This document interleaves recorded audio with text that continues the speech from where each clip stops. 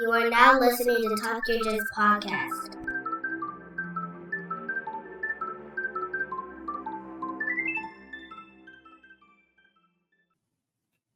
Well, welcome back to the Talk Your Jits podcast. This podcast is, as the name implies, all about jiu-jitsu. I'm your host, Lamar Smith, and today's guest is a purple belt who trains at Black Flag Pedigree Black Flag Pedigree Submission Fighting located in Rockford, Illinois. Ladies and gentlemen, Aaron Lynde. Come on, unmute. Uh-oh, 1 second. What happened? Oh, there we go.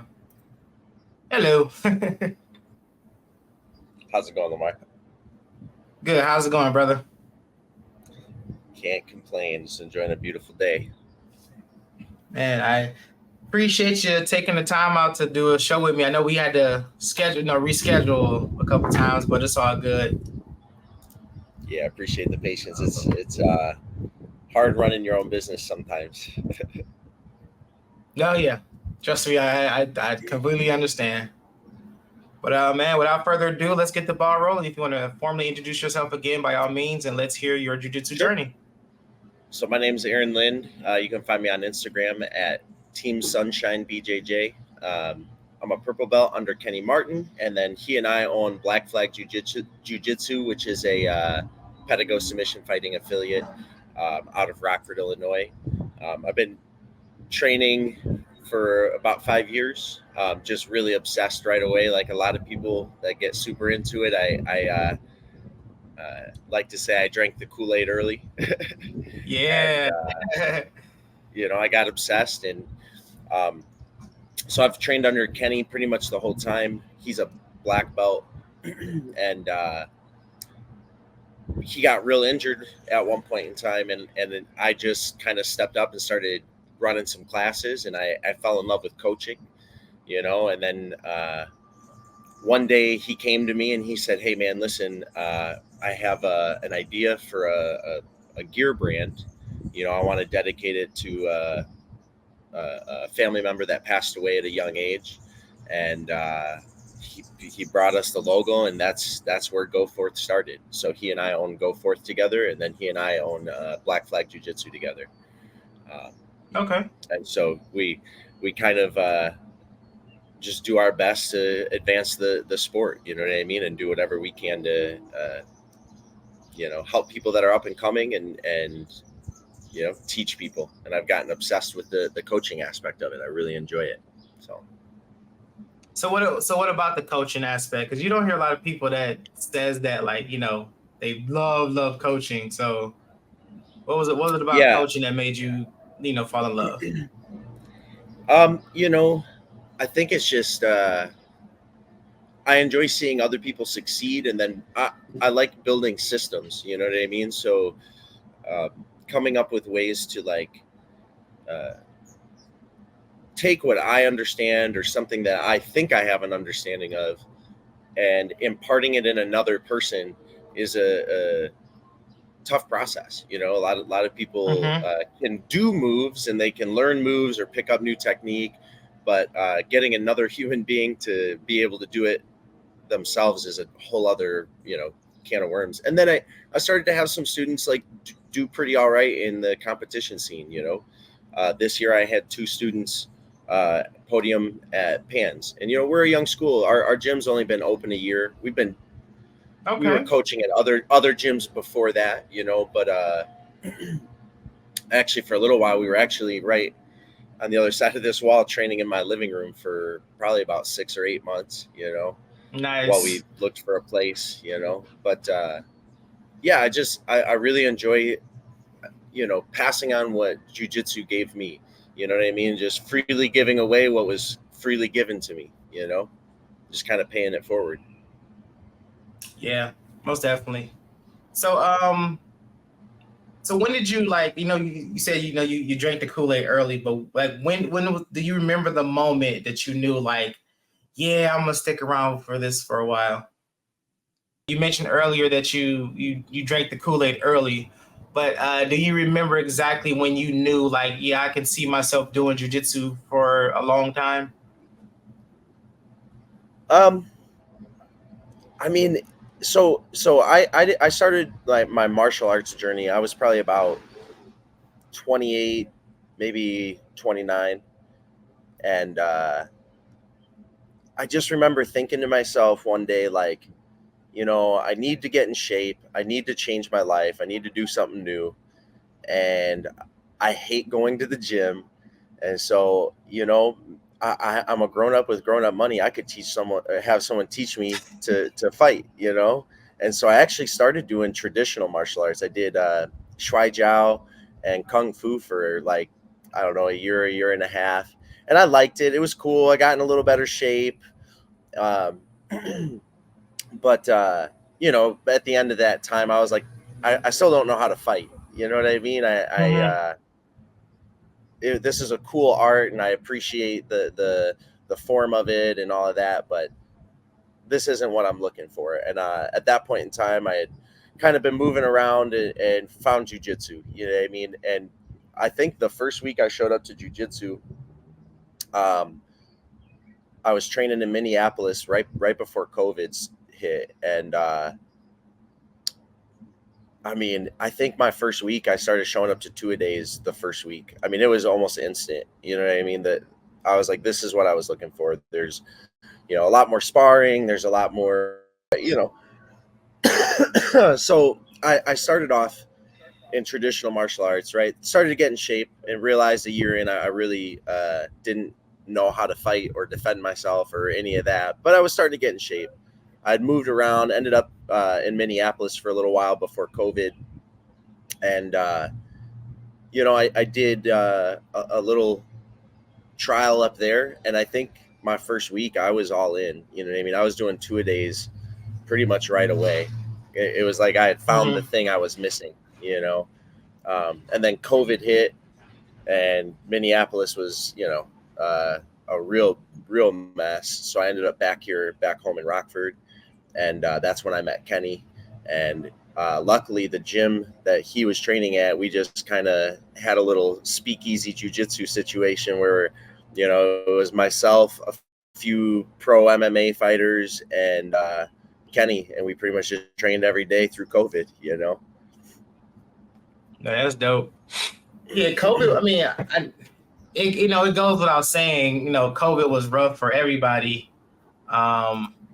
It was crazy. Like I was a blue belt when getting ready to test for my purple when COVID happened. So it was like we talked about it, and then I think like a week later, that's when like we had to shut down or whatever. And I ended up testing like literally like that first week back after everything opened up which was like the dumbest idea in the world. Because I was, I wasn't training because we had just had our second child, and I was working during COVID, so I didn't have time to train and go to the gym. Yep. And we came back and it was like, you put a test. I'm like, yeah, knowing I shouldn't have, but I made it. Barely, but I made it. But yeah, it was COVID was a rough time for everybody, especially for jiu-jitsu.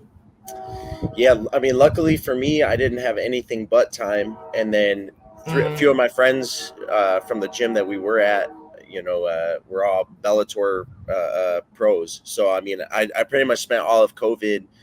I was a white belt, just getting my butt whooped for hours on end every day. You know what I mean? So, I mean, it was rough, but it was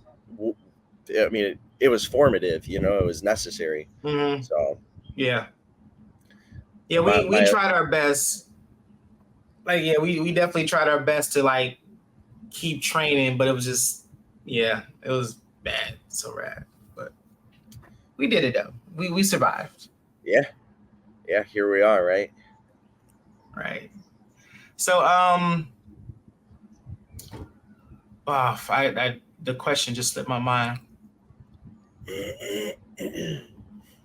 Dang, I had it. It was right there on the tip of my tongue, and then it just disappeared on me. No.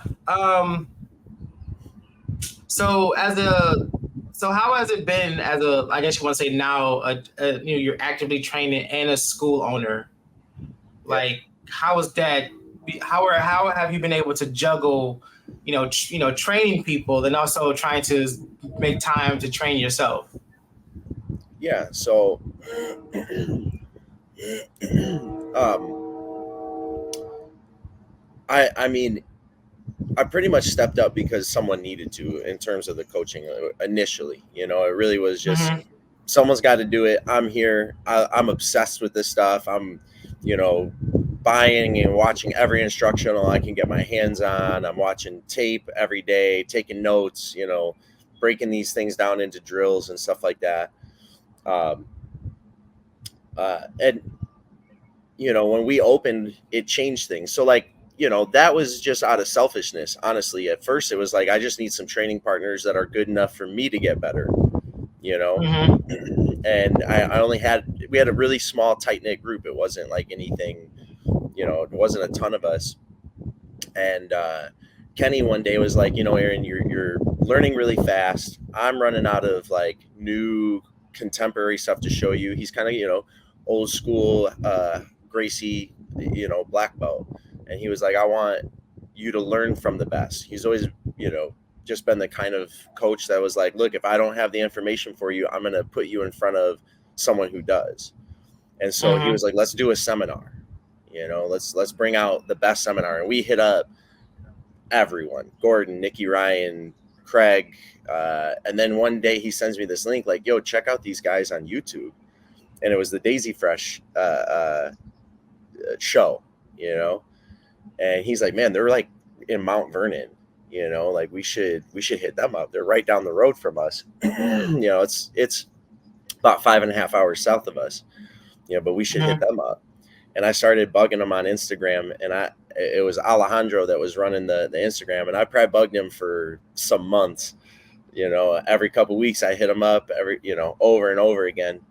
But long story short, they ended up saying, yeah, all right, we'll come up. So that was like our first big seminar. We had like 100 people on the mats. It was the biggest seminar Rockford's ever had by a long shot. And we saw how many more levels there were to it. Everyone was there at that. You had Spatch there, Couch, Wiltsey, George Valadares. You had all these like real high level top guys. And it was very eye opening to us. We thought we were doing all right. And then we saw them and we were like, okay, there's a much bigger gap than we thought there was, Oh yeah. Oh yeah. and we ended up hiring Wiltsey like on the spot to just come up monthly and teach us, training with us. And then a few months later, we started going down to Mount Vernon. And then, we just started bugging Heath, let us on the team. We're not going to stop showing up, and we're not going to stop bugging you, and, one thing led to another, and that was that, so we train with those guys all the time. Actually, George is at the gym right now. So when I get off this, I'm going to go spend all day training with him. Nice. So, that's been a real blessing. Those guys give so much to the community freely, without asking for really anything in return, and so that's how we try to pay it forward. That's like I was saying before we got on.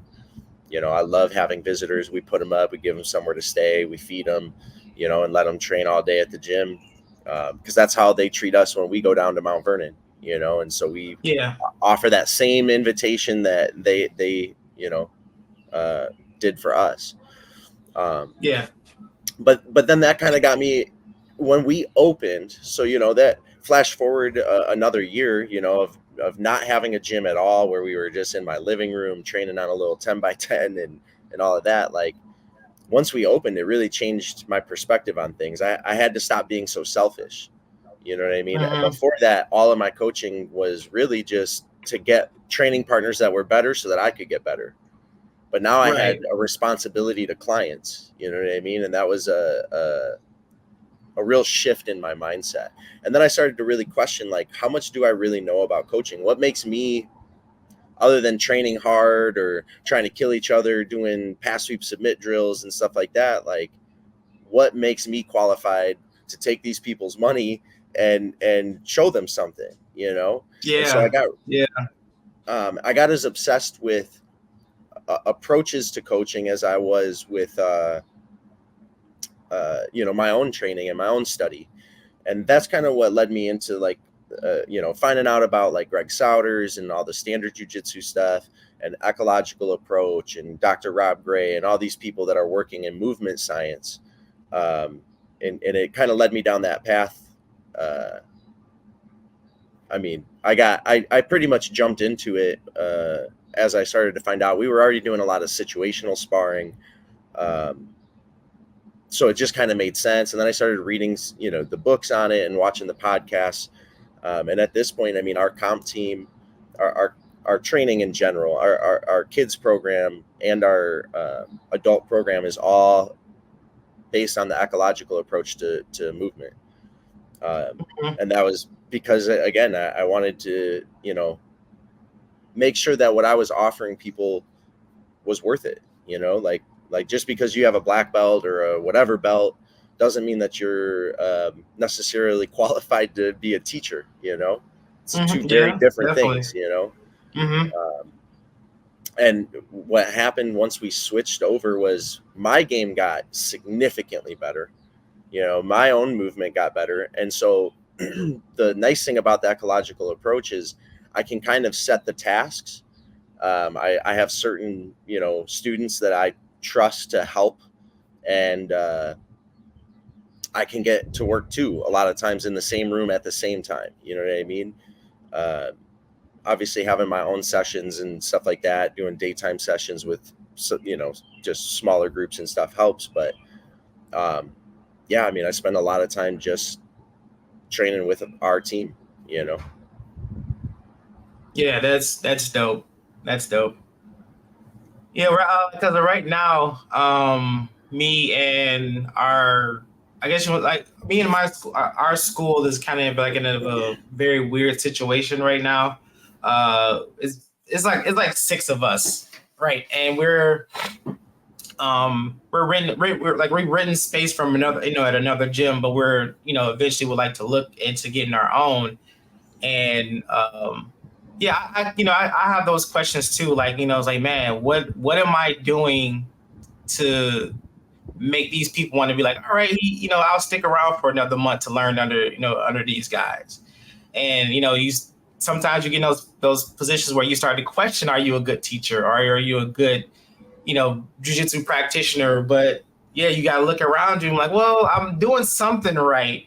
Or I feel like I'm doing something right. If I got someone who was repeatedly coming back each month looking to learn jiu-jitsu as much as I did, and if not more. But yeah, there's a lot of schools up here, but I mean, I wish I could train like that, just like all day, every day.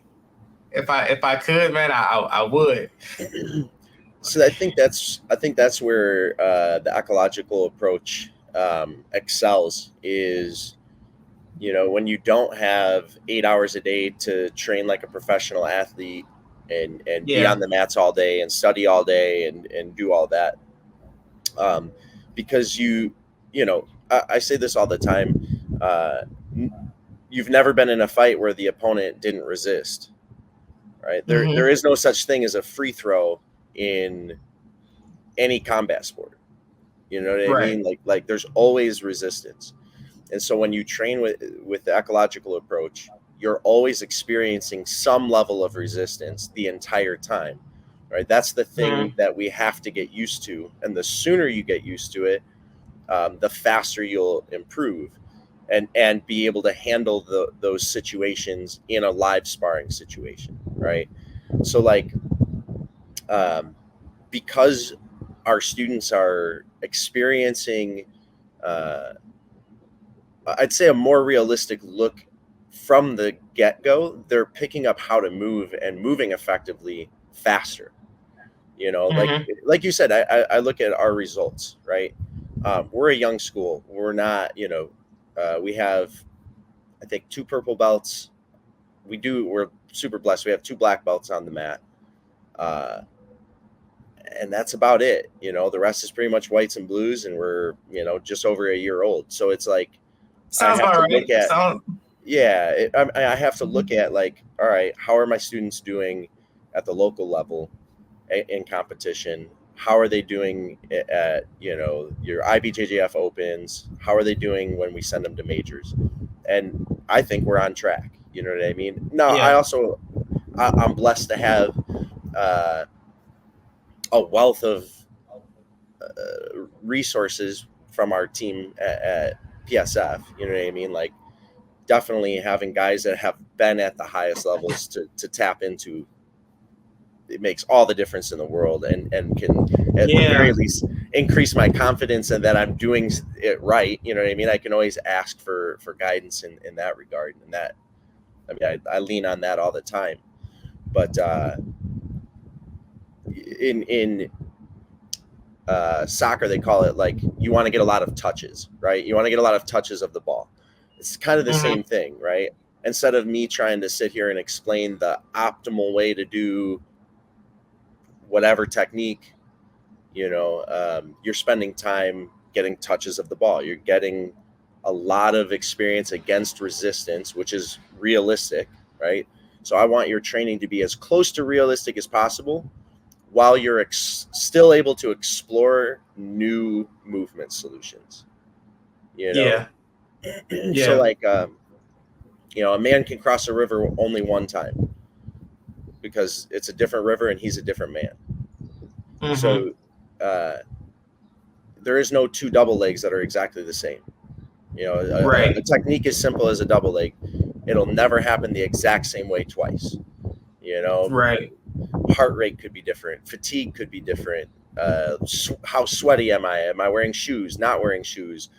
And then all the Right. differences in my opponent. Did I was he just about to say down that. Yeah. block? Did he sprawl? Did he, you know, hip check me? Is he trying to put me in a guillotine? Like, all of these different possibilities quickly lead to an infinite number of possibilities of combinations of things that could happen, and microscopic differences between, you know, doing it one time and another, right? So Yeah. instead of trying to teach everybody all the details that work for me, I just show them the things that never change. So what never changes about a double leg?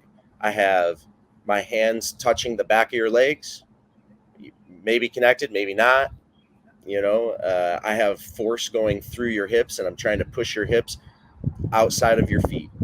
You know, Mhm. and then I look at the effect I'm trying to have. You know, can I put your hips on the mat or your hands on the mat? You know, so now, Mhm. instead of trying to get everybody to look the same and become a clone of each other, uh, they're able to just uh, experience what a double leg is like. I can put them in different positions so that they get close to it and feel some success while still dealing with some resistance, you know? Yeah. And so Yeah. I think if you have limited time, training that way is, uh, you just get more actual training and less time explaining, less time, you know, just dead drilling a move.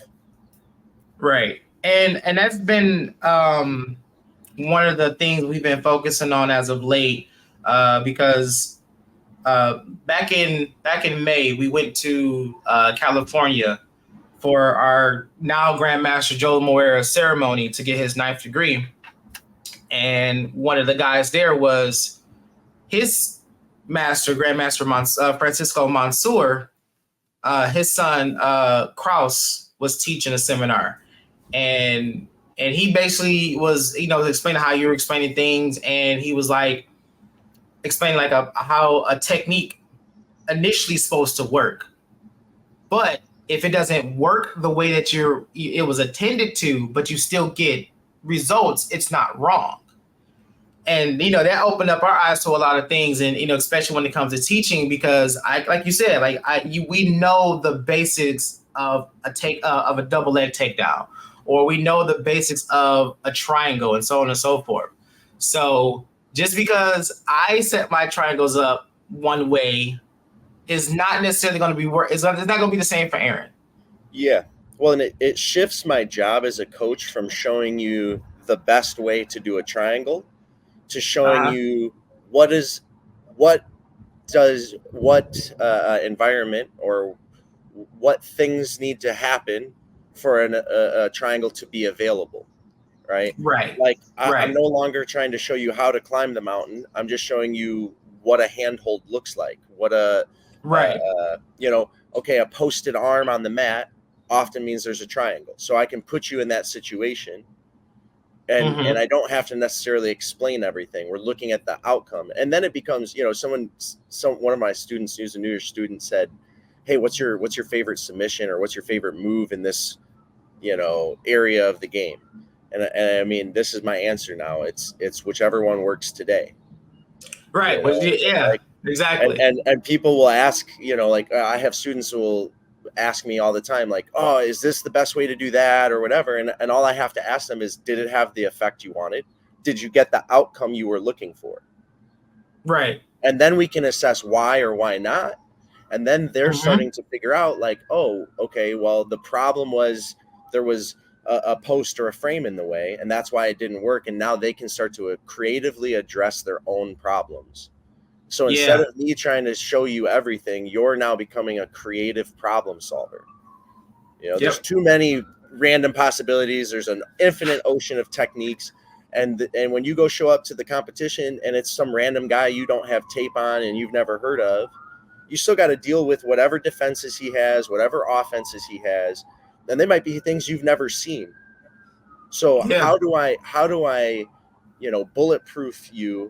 bulletproof my students to novel situations, to things that they've just never seen before? Well, give them a really good base, give them a really solid understanding of, when on top, how to stay on top, when on bottom, how to get on top, basics of grip fighting. If I can dominate those areas of the game, that will happen no matter what. Every single grappling match ever starts standing, right? So there's at least some period of time where we're both standing and facing each other. So that's something you should experience in the training room daily or frequently. Daily.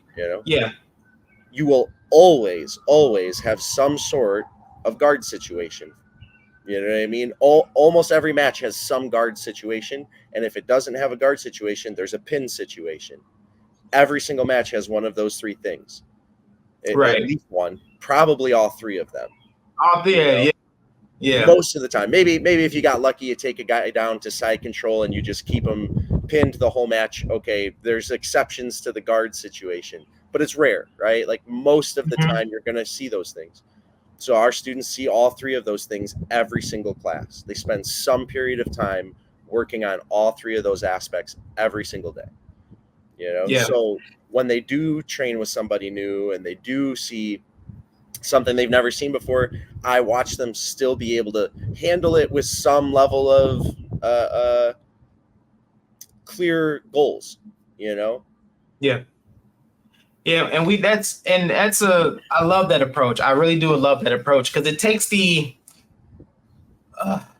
worry and fear of, like, quote unquote, doing something wrong. Because we'll have situations where we'll be working a technique and it may not flow the way that we did it, and they'll be so upset about it. I'm like, what are you mad about? Oh man, I forgot to do the XYZ. Like, well, did you get the tap? Like, did you get the submission, or did you get did you get the sweep? Like, it worked. Like, you got it. Like, I call it the loading screen syndrome, and we've all been there. Coach showed me move, and it started with this, and then you do this, and then you do this, and I got lost right about here. And then the loading screen kicks in, where you're just in the middle of a live roll and you're just blank stare because you don't know the next step or the next detail or whatever, or that person knew some defense that you haven't seen yet, and then you're stuck.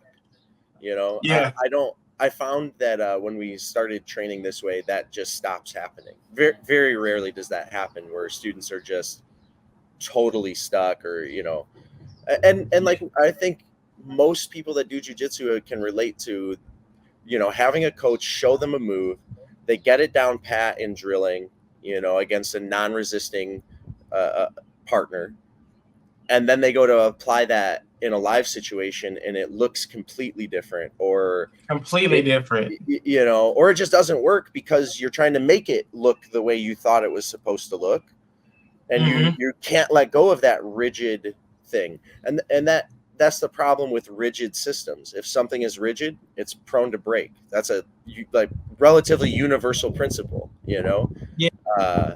You know, we would be Bruce Lee about it. We want to be like water, right? Like, so Yeah. why would our systems and moves be so rigid? You know, ask any college level coach of probably just about any sport if they would rather have clones or creative athletes, and they're going to tell Right. you creative athletes. Well, then Every time. you have to let them be creative. You can't take that Mm-hmm. away by showing them the best way to do every move. You know, Right. and not that I don't give students, you know, that are really stuck or have a very clear, concise question. I might show them something that works for me with that caveat. Hey, Yeah. this is how I solve that problem personally. And then I might say, but here's some other athletes I've seen do it this way. Or, you know, hey, go watch this match. This guy does this. You know, you're Yeah. struggling with this guard pass here. This is how I solve it, but here's how Dante solved it against this other opponent. Go watch it. You know, Right. Exactly. Yeah. Humans are really good at learning through watch, but we learn through play, and we learn by watching other people. You know, Right.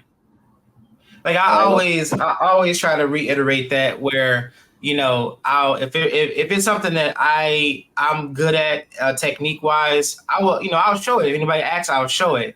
Yeah, but I always reiterate, like, just that you know, it may look like it's so easy for me because I figured out how to work for my game and my body type. Yep. But I'm going to show you the basis. It's going to work different for you, Aaron, because you're a lot short. You know, you're a lot smaller than I am, or it might feel different because your legs are longer than mine. But the concept is still there. Yeah. So I mean, I'm 6'3", 180. You know, Oh, what works for me, I can get away with super sloppy leg triangles and still find a way to, you know, secure the finish. Where I have a ton of students that's just not realistic for them. You know what I mean? I still right. want them to understand what does you know, having one arm in and one arm out of a controlled with your legs like a diamond guard or whatever you want to call it. What does that offer you? What opportunities exist in that environment or that part of the game? Because even if you can't do a leg triangle like I do, there's still opportunity there. And so there's still variations. Yeah, that shifts my job from showing you all of these moves, which I mean, if you get into that and then you get into the like, well, what if this, and then they defend that way, then what if, that's an infinite chain. You know, we can get in, and then meta of popularity, you know, popular moves comes into play. Then I could spend multiple lifetimes going down that rabbit hole and trying to learn every technique, and my brain just can't remember all that. But if I tell you something like, you know, if I keep your objective simple, stay on top and try to get chest to chest. If there's something between your chest and my chest, get it out of the way. Mm-hmm. That's a simple objective. And now no matter how you defend, whatever, you bring your legs in, you bring your knees in, you bring your frames, whatever, I can start to problem solve that, you know, and then I have tangible evidence that whatever I did either did work or didn't work. And I can ask myself why, you know? Right. Yeah. Yeah. Cause I'm only like 5'9", maybe 5'10" on a good day. And the school that I trained at, we were all big dudes. We wasn't throwing up triangles. We was not throwing up triangles at all. But, you know, I still understand how to do a triangle. And I don't have like the highest success with, throwing up triangles, but there is a variation. If I can't get my legs fully, you know, in that triangle shape, I'll just, you know, bind them together, pull the head down. So there's other ways to do it that's effective. Absolutely. It's just like you said, we just have to find out what works. You know, as long as you understand the mechanics of what, like you said, one in, one out, you know, where your hips in line with your opponents are supposed to be, you're right. You'll find something there. and allowing people to struggle and fall off the bike means they learn to ride the bike faster.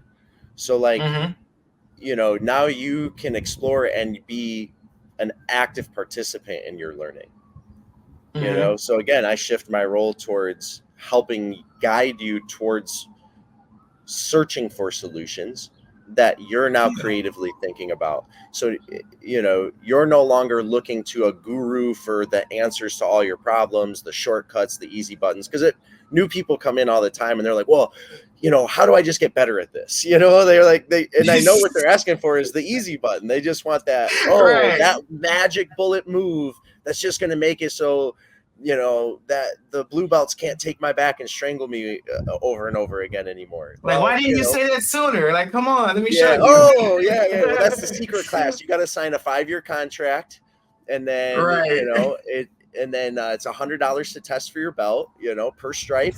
Per stripe. Yeah, I mean, don't get me started on that stuff. Yeah, one thing I like to do, like if we have classes where we're just rolling, I love to ask people, like, you know, like who, like, you know, after you guys roll, what worked for you? What didn't work for you? What did you notice your opponent was able to do? What, you know, and stuff like that.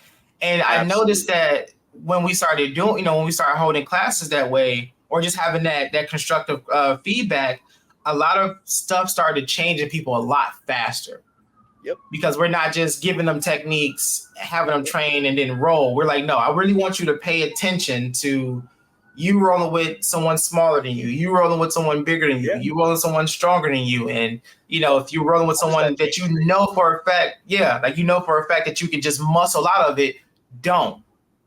Work your technique. There's a really great study that I kind of go back to over and over and over again.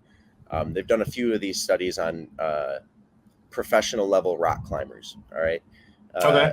And what happens is if you take an amateur, you put them in front of a rock wall, and you ask them to find a way to the top.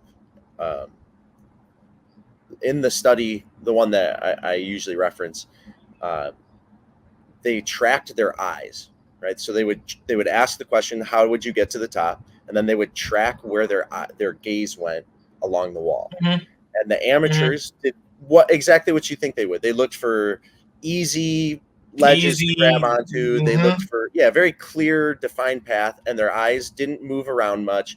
They found the easiest, you know, foot and handholds at the bottom, and just tracked that right on up the wall. Right, that's exactly what you'd expect. Then they brought in a professional level rock climber, a bunch of them, and they did the same thing. And the change was drastic. The high level rock climbers, their eyes dart all over the place. All over the place, yeah.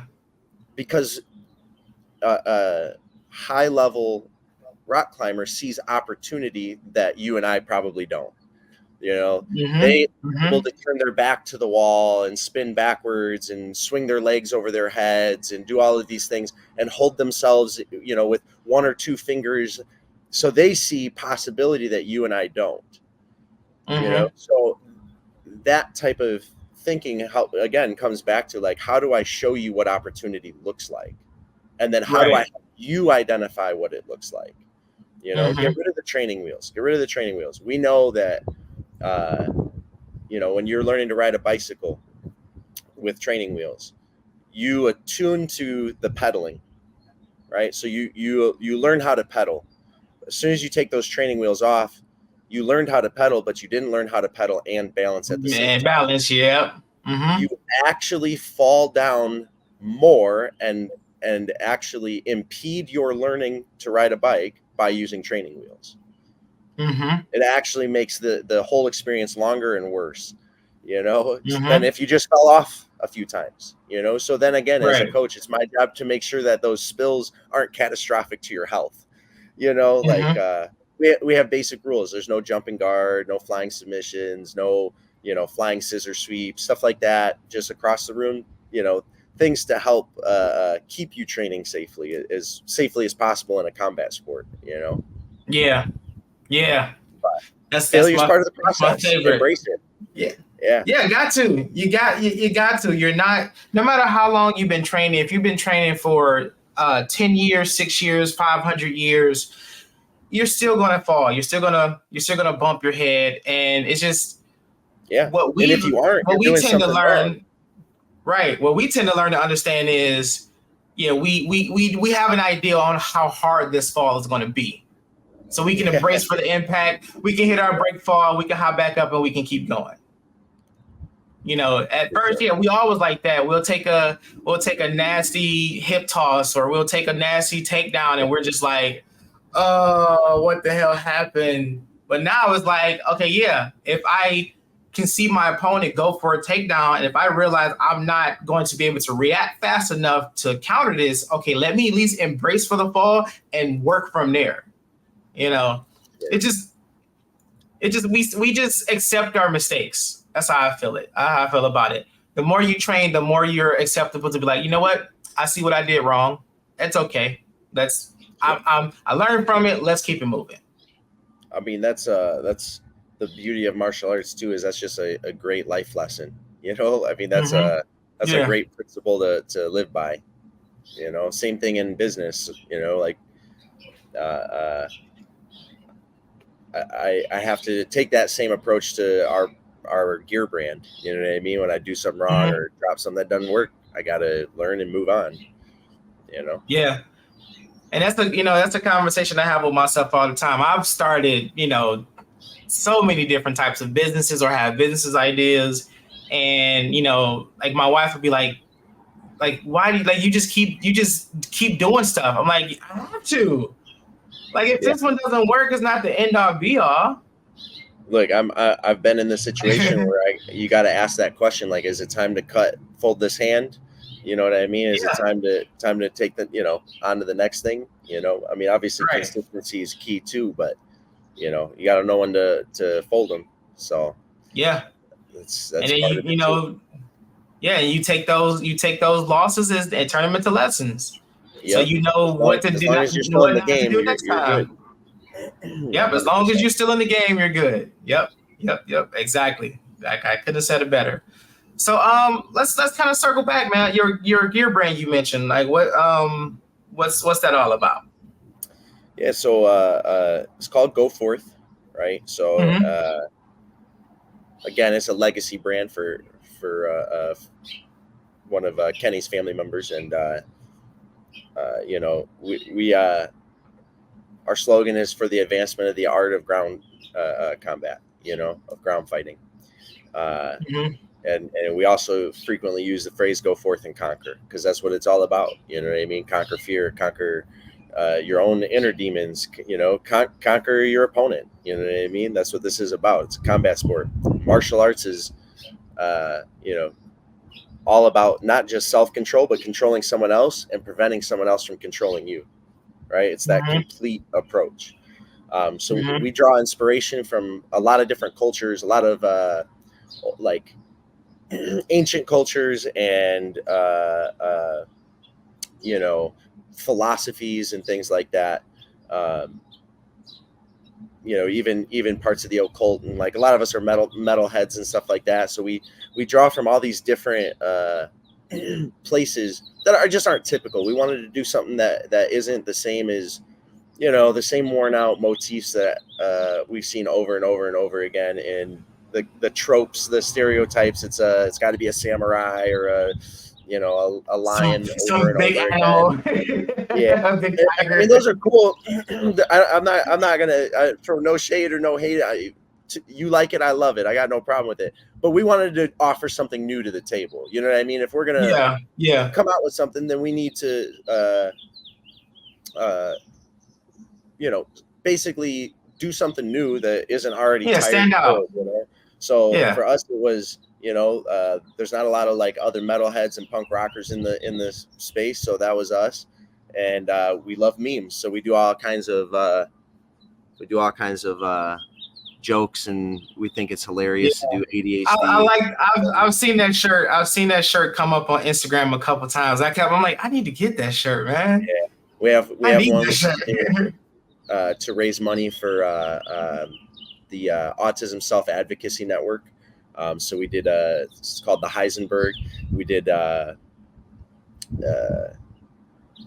for autism. We have one we're about to drop that's another meme for all the fake belts out there, or the people that paid to play. It's called Sensei Prime, because It started as a joke, you know. One day we were all asking ourselves, like, hold on a second, how did he get that belt? Who gave that to him? We can't verify where that belt came from. And somebody said, "Oh, he's a Jeff Bezos brown belt. You know, he's a Sensei Prime brown belt." And so we were like, "All right, we gotta put that on a shirt for sure." You know, I love it. I love it. but you I know, love it. the other thing is we wanted to kind of change the experience for people. So like, you know, we have a warranty on all of our stitching, so like we stand by everything we do, and that took us years of finding the right materials, the ordering samples, working with all kinds of different factories, to where now like our gear is super solid. You know, everything is warranted, free exchanges, free returns. Like we wanted to up the overall experience, because like I've had bad experiences. I've done pre-orders with other brands or bought something that was like a real high-end name brand and had it like start pilling after wearing it once or twice, you know, and just stuff like that. So you know, we took a lot of time to come out with gear that we think is the best so that you don't have to deal with it, you know. And now it's been awesome. I've been able to like make gear for all my friends' academies. Like we just did all the singlets for PSF wrestling, which was, I mean, it's just been a dream. You know what I mean? Like it's been hard. That's dope. It's been up and down. It's, you know, it's owning the business. It's tough. You know, you got to show up every day. You know, but it's been a really cool experience. You know, I've been able to help a lot of people, and then we've been able to help our friends like by sponsoring them and getting them. You know, we're always looking for new affiliates and people to like collaborate with in the comp scene and stuff like that. So like we have a bunch of people that we like either help them with their travel or their tournaments, but also just like even just gear. You know, like when you train full time, gear's not cheap. You know, so we're doing our level best to come out with unique creative stuff. We're actually right now we're doing a new lightweight gi that is the lightest based on the new regulations from IBJJF. So they like switched it to 380 GSM and all these other things. So we came out with the lightest one that'll be legal for IBJJF, got it pre-approved by their rules department so that it's a totally passable gi. And it's inspired by easily one of my favorite directors, Stanley Kubrick. So like if you've watched The Shining, 2001: A Space Odyssey, A Clockwork Orange, it's based on all those. It was pretty funny. We were in our group chat last night and somebody sent me a screenshot. One of the other big brands just did a release based on Clockwork Orange, and I was like, man, we did it first. Does that make us trendsetters? You know, like do we yeah, man. But hell yeah. Yeah, I think it's been a really cool journey so far, just to get to put out fun stuff that I vibe with. You know what I mean? Yeah. I that's dope, man. I actually have a guy. He like hit me up like maybe like earlier this year or late last year. No, late last year. He runs a custom gear and stuff like that, and he's like, man, I'm just trying to make it, bro. I'm just trying to make it. I was like, dude, I'm in the same boat, you know, because he reached out to be a sponsor for the show, and he's like going down his list, like, man, I can't, you know, I'm just starting off. I'm doing this, I'm doing that. I can't do this, can't do that. I'm that same. I'm in the same. We're in the same boat. We're in that same. Yeah. I'm a small podcast trying to do big things and, you know, trying to get it out there. And if you want to try to help me, you know, help or get yourself out there, man, we can do it together. There's no problem with me. Yeah, I mean, we've collaborated with a lot of brands, and we're constantly looking for our next collaboration, right? Like, we did. Are you familiar with Nation Athletic? I've heard the name, yeah. Yeah, so they're kind of an up and coming brand. Mark that owns it, really awesome dude. Their gear is super quality. They come out with fun designs.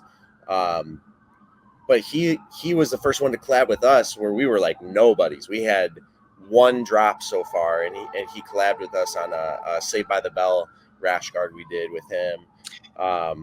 And then Since then we've collaborated with Rash Guard Soap Company. Those guys are awesome. Highly recommend checking them out. We're working on a collaboration with the Nonlinear Grappling Network. Kind of doing one that's based on an ecological approach and working with them. I'm trying to think who else. Who else have we collabed with? I mean, we collaborate with creators all the time, content creators. But yeah, I mean, that's what it takes. So we're always looking for smaller companies. Oh, Grapple and Grind. Check them out. That's a coffee company. Actually, one of our students started. We didn't even know it. One day we were like hanging out and somebody pulls out their phone and they're like, hey, did you see Jesse started this coffee company? They call Grapple and Grind. He's That's an awesome dude, So like, I don't know. We're always trying to help promote other, I don't know, rising tide raises all boats. And there's plenty of new interest and money coming into jiu-jitsu as a whole that I don't need to like be a gatekeeper or anything like that. You know what I mean? I'm here to work with anybody and everybody. I think that's one of the coolest things from the culture of jiu-jitsu that makes it unique. The cross training, the like we hadn't met before and you're just like, come on the show. You know what I mean? Just stuff like that. Yeah, being able to for sure. work with other creators, and it's a marathon. So like it's about consistently showing up. I don't care who liked my very first post. It doesn't matter. It's about just getting out there and starting and then continuing. We grew our account. I don't know what we have, a couple thousand followers or whatever, but it was from nothing. It started from nothing, right? And I cringe when I scroll back far enough to see how bad some of the early content was. But that was part of it. Those were the failures. Those were the falling off the bike that were just a necessary part of the process. Where now I get to, do fun stuff, cool stuff like this on a regular basis. Yeah, man. It's always fun to be able to do that. And it's ironically, same conversation I have with my wife. We always talking about stuff like that. And I was like, it's you get an idea and you put so much time into it. Yeah. As of right now, everyone, I like to call it the microwave era. Everyone wants that instant result when they first do something. Yes. But it doesn't work that way. And that's how everybody end up quitting and everything like that. But if you put time into something and you start to see it grow more than when you realize, that's the moment you live for. Because you can look back and be like, dang, I remember when this was just on a piece of paper and sitting in my back pocket, and now it's on on the shelves or the website's booming and stuff like that. It's a grind, man. It's a slow, painful, grueling, unforgiving grind. You gotta go for embrace it. Embrace it. Love it. Embrace it. Yeah, love it. Yeah. Kenny came to me and drew our logo on a napkin. He was like, "This is it. This is go forth." And I was like, "All right, run it. Let's go. Let's figure it out." And I had a student the other day, asking me questions about how to get. It's like goes back to that how to get better. Like I was saying, I had some students that. We have this happen every once in a while, where someone comes in and they're like, I want to be a professional. I don't even know if I want a professional MMA or grappler or I don't know, but I want to be a professional. And I tell them, start making content, start building your personal brand, because it's a slow grind. No matter what combat sport you want to do, if you want to do it professionally, you can do it. We live in a day and age where it's possible. It's just going to be really hard, but you'll do it in a much more comfortable fashion if you build your personal brand. I was like, you want brands like Go Forth or any brand to be attracted to you enough to give you money to pay you to compete or give you free gear, let alone, then start making posts, make content daily, do that side of stuff and understand that that's your personal brand, and you will attract what you need to do this if you stick with it. It's like with all the CJI stuff and ADCC stuff, there's been a lot of talk about how winning an ADCC championship means nothing about what your bank account looks like. Like there's plenty of world champions that are broke that have very little chance. And then you got guys like Craig who, you know, top grappler in the world for sure, one of the best to ever do it, but hasn't really won anything, you know, hasn't really taken home gold with anything major, right? Mm-hmm. But he sells out seminars all over the world. Yeah. And the difference is he built his personal brand. He knows his audience, you know, he knows his mask for social media that people want to see, that people eat up. I mean, that's, you know, that's a front. Who he is online is not who he is in his private life, and people forget that. That's a brand. Yeah. You know. Yeah. Same with Gordon. Same with any of these guys that are highly successful, whether or not they're winners or not. Take that off the table. The competition's part of it, but you don't need the best results to make a living doing combat sports. But you do need to have a solid personal brand, and that starts with creating content, making posts, putting yourself out there, you know. And it's a slow grind. You're not going to get rich. Yeah, man. I mean, you might not ever get rich, but you're certainly not going to get rich overnight doing any of this, and you're certainly not going to get rich overnight starting a personal brand. Period. No matter what niche or industry you want to do it in, you know. I've built brands in other industries as well, and you know, hate to break it to you, but it ain't overnight. Just didn't work. It never will. It ain't overnight. Never. Yeah. And that's a hard lesson to learn, man. But even in your success, it's still not done. You know, I always go back to this quote that, you know, Kobe Bryant said during one of the interviews. They were talking about the finals, and he was like, "Job not done. Job finished. Job not finished. Still got work to do. We still got to get out and go. We still got to go get it." Yeah. And that applies to everything. Like, if, you know, just like we say about training, if you want to get better, unfortunately, there is no easy button. You got to go get it. Yep. If you don't, then that's on you. You have the opportunity, you have the resources now to do so, to get it how you want to get it. And if you don't, that's you. Unless it's physically impossible for you to do so. There's someone else. Yeah. Getting it right now. While we're talking right now, there's like hundreds of people that's on the mats while we're sitting here having the conversation. Yep. But that's you know, there's a line around the block of people that think they want it. That, you know, there's a line around the block of people that dream of it, but, you know, if you don't want to put in the work, there is somebody in that line that will, you know. I'm just waiting on an opportunity. So I see that the internet's not playing fair today. Yeah. Next time we do this, we should do it from Black Flag. Sure, man. Sure. I would, you know, definitely. I've been saying this so many times, man, about traveling to see, you know, other schools, and I want to so badly. So it keeps hitting me in the face, so it has to happen, man. So it's gonna happen. I start visiting other schools because I love jiu-jitsu so much, and I want to do more of it and experience as much as I can. So it has to happen. It has to happen. Yeah, come through. You're more than welcome. You just say the word and say when. I'm about to we definitely go get on the mats myself. We'll be training all day today. Right. All right. Before you go, man, I ask everybody that comes on the show this question that became the staple of Talk Your Jits podcast.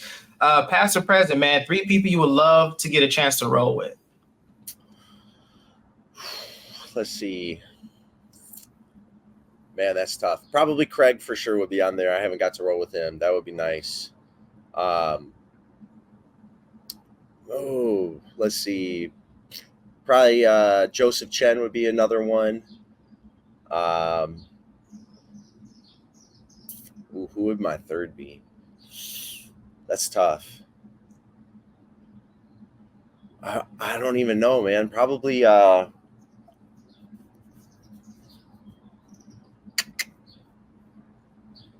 just someone else from B team, man. I mean, those guys.